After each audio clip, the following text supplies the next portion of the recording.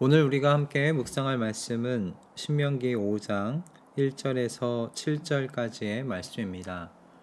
신명기 5장 1절에서 7절 말씀 함께 읽고 하나님께서 오늘 우리에게 주신 이 말씀의 은혜를 함께 나누도록 하겠습니다. 모세가 온 이스라엘을 불러 모으고 그들에게 말하였다. 이스라엘 자손 여러분, 내가 오늘 당신들에게 말하는 규례와 법도를 귀담아 듣고 그것을 익히고 지키십시오. 주 우리의 하나님은 호렙산에서 우리와 언약을 세우셨습니다. 주님께서 이 언약을 우리 조상과 세우신 것이 아니라 오늘 여기 살아있는 우리 모두와 세우신 것입니다. 주님께서는 그 산 불 가운데서 당신들과 함께 서로 얼굴을 마주보고 말씀하셨습니다. 그때에 당신들이 그 불을 무서워하여 산에 올라가지 못하였으므로 내가 주님과 당신들의 사이에 서서 주님의 말씀을 당신들에게 전하여 주었습니다. 주님께서 말씀하셨습니다. 나는 너희를 이집트 땅 종살이하던 집에서 이끌어낸 주 너희의 하나님이다. 너희는 내 앞에서 다른 신들을 섬기지 못한다. 아멘. 오늘 본문은 올해 하나님 중심의 순서를 회복하라는 말씀으로 함께 나누었던 본문입니다. 그럼에도 다시 한번 이 본문의 말씀을 묵상하려고 하는 이유는 이 주제가 우리의 신앙을 건강하게 세워나가는 데 있어서 너무나 중요하다고 생각하기 때문에 그렇습니다. 하나님과 나의 관계가 하나님 중심의 순서로 먼저 세워지지 않으면 이후에 다른 모든 관계가 어긋나게 되기 때문입니다. 나에 대해서 제대로 이해하고 사랑할 수 없게 되고요. 나를 건강하게 사랑하는 법을 모르니 우리는 또 이제 공동체를 건강하게 세워가지 못하게 됩니다. 그리고 더 나아가서는 세상을 생명력으로 충만하게 하기보다는 세상을 깨지고 찢어지게 만드는 선봉장의 역할을 하게 되는 것이죠. 그래서 성경은 하나님 중심의 이 순서를 먼저 회복하라고 가르칩니다. 오늘 우리가 읽은 본문 이후에 십계명의 말씀이 쭉 나옵니다. 그 십계명의 그 말씀도 하나님과의 관계가 먼저라는 사실을 그 순서로 우리에게 가르쳐 주는데요. 1계명부터 4계명까지는 먼저 하나님과 관련되어 있는 계명이 자리를 잡고 있지요. 그리고 그 후 5계명부터 10계명까지 사람과 사람 사이의 계명이 자리를 잡고 있는 것을 우리가 볼 수가 있습니다. 신약에 들어와서도 예수님께서 가르치신 이 주기도문 안에서도 이 순서를 확인할 수가 있어요. 예수님께서 제자들에게 가르치신 기도문도 이 십계명과 마찬가지로 두 부분으로 나뉩니다. 이름이 거룩히 여김을 받으시오며 나라가 임하시오며 뜻이 하늘에서 이루어진 것 같이 땅에서도 이루어지리이다. 이것이 우리 첫 번째 기도 내용인데요. 이 기도의 내용을 살펴보면 전부 다 하나님 아버지의 이름과 그 나라와 그 뜻에 관련되어 있는 것들입니다. 그래서 이 기도를 우리는 당신에 대한 기도라고 부르는데요. 이처럼 당신에 대한 기도가 먼저 있고 난 다음에 우리에 대한 청원이 이어진 겁니다. 일용할 양식을 우리에게 주옵시고 우리가 우리에게 죄 지은 자를 사하여 준 것 같이 우리 죄를 사하여 주옵시고 우리를 시험에 들게 하지 마시옵고 다만 악에서 구하여 주시옵소서. 우리에 대한 기도, 우리에 대한 청원의 기도가 이 이후에 나오는 내용입니다. 이 우리의 연약함에서 비롯된 것들을 위해서 하나님께 청원 드리는 내용들이죠. 그런데요, 이뿐만이 아닙니다.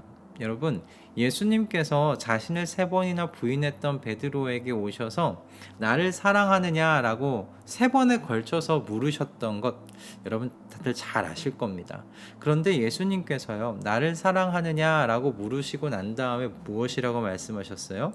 내 양을 먹이라, 내 양을 치라고 말씀하셨습니다. 즉 예수님의 양을 먹이려면요, 먼저 예수님을 사랑해야 한다는 거예요. 예수님의 양을 먹이려면 예수님, 그 주인 되신 예수님을 먼저 사랑해야 된다는 의미죠. 이것이 순서라는 말씀입니다.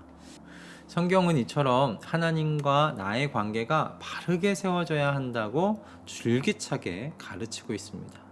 그런데 우리는 얼마나 이와 같은 기초를 놓는 데 있어 공을 들이고 있습니까? 사람들은 눈에 보이는 활동을 먼저 하고자 하는 유혹을 받기 참 쉽습니다.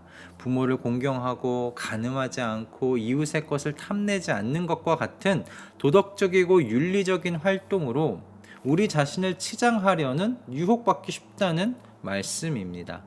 우리는 방금 말씀드린 대로 도덕적이고 윤리적인 아주 바람직한 한 사람으로서 자라갈 수 있습니다. 이런 사람들은 많은 사람에게서 칭찬과 인정을 받을 겁니다. 마치 예수님 앞에 찾아온 부자 청년과 같이 말입니다. 예수님 앞에 찾아온 부자 청년, 예수님께 어떻게 하면 구원받을 수 있을지를 물었지요. 예수님께서는 부자 청년에게 하나님께서 주신 10계명 다 지키라고 말씀하십니다. 그런데 놀랍게도 이 부자 청년이요, 어렸을 때부터 10계명을 다 지켰다고 대답합니다. 정말 대단한 사람이죠. 그럼에도 불구하고 이 부자 청년이 구원에 대한 확신이 없었던 거예요. 그래서 예수님을 찾아온 겁니다. 예수님께서는 이 부자 청년에게 그가 가지고 있는 모든 것을 그럼 팔아서 가난한 자들에게 나눠주고 나를 따르라고 말씀하십니다. 여러분, 부자 청년의 반응 무엇이었나요? 여러분 모두가 알다시피 슬퍼하면서 예수님에게서 물러났습니다. 이 이야기를 통해서 우리가 얻게 되는 교훈은 무엇일까요? 이 부자 청년은 모든 사람들로부터 칭송을 받던 사람입니다. 어린 시절부터 십계명을 다 지키고 그렇게 살았는데요. 얼마나 윤리적이고 도덕적인 삶을 살았겠어요. 게다가 그는 그런 삶을 살았기 때문에 하나님께서 부자가 되게 해주셨다고 사람들의 인정을 받기까지 했을 겁니다. 하지만 예수님께서는 이 부자 청년의 그 마음을 제대로 아셨어요. 그 심중을 제대로 찌르셨어요. 이 부자 청년 하나님과 어떤 인격적인 관계도 없었던 겁니다. 그는 도덕적이고 윤리적인 행위를 통해서 구원을 얻고자 했어요. 그래서 예수님께서는 부자 청년에게 그가 사랑하는 재물을 버리고 하나님의 아들이신 자신을 따라오라고 말씀하신 겁니다. 예수님과 인격적 관계를 맺는 것, 그것이 이 부자 청년, 이 청년이 바랬던 구원의 길이라고 가르치시는 겁니다. 부자 청년에게 재물은 하나님보다 더 사랑하는 것이었어요. 하나님께서는 저와 여러분의 삶 속에서 이와 같이 끊임없이 하나님과 우리 사이에서 경쟁하려는 것들을 이와 같이 드러내실 겁니다. 하나님께서 정말 저와 여러분을 사랑하신다면 너희는 내 앞에서 다른 신을 섬기지 못한다고 말씀하신 것과 같이 하나님과 경쟁하려는 것이 무엇인지를 우리 안에서 드러내 주실 겁니다. 하나님께서 드러내 주실 때 부자 청년처럼 슬퍼하면서 하나님께 나의 등을 보여주는 우리가 되지 않았으면 좋겠어요. 하나님께 제가 이것을 주님보다 더 사랑하는지 몰랐습니다. 깨닫게 해주셔서 감사합니다. 제게는 주님이 최고이십니다. 주님과 경쟁하는 것이 제 안에 있을 수 없습니다. 이렇게 주님께 기도하면서 하나님께서 드러나게 하신 것을 최고의 위치에서 내려놓는 우리가 되었으면 좋겠어요. 물론 이 일은 쉽지 않을 것이고요. 또 끊임없이 반복되어야 하는 일이 될 수 있습니다. 그러나 우리 안에 계시는 하나님의 성령께서요, 이 일을 도우십니다. 저와 여러분이 싸우고 고치려고만 한다면 하나님의 성령께서는 우리 옆에서 능력을 주시면서 끝까지 싸울 수 있도록 도와주십니다. 최고의 하나님께서요, 우리 안에서 최고가 되시도록 그 위치를 유지하시도록 온 마음과 뜻과 정성을 다하는 새해 2023년이 되도록 우리 함께 해 나아가 보십시다. 하나님께서 우리 안에 최고가 되셔야 합니다. 그분이 모든 것에 먼저가 되셔야 하는 줄 믿습니다. 아멘. 할렐루야. 기도하겠습니다. 주님, 오늘 이 말씀이 우리에게는 참 중요한 말씀입니다. 너희는 내 앞에서 다른 신을 섬기지 못한다.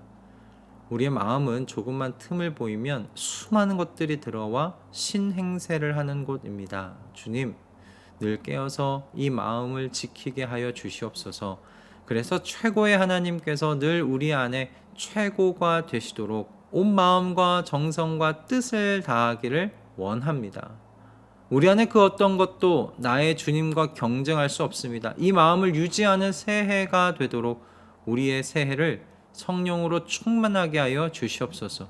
오늘도 우리에게 주시는 모든 것에 감사드리오며 우리 주 예수 그리스도의 이름으로 기도드립니다. 아멘.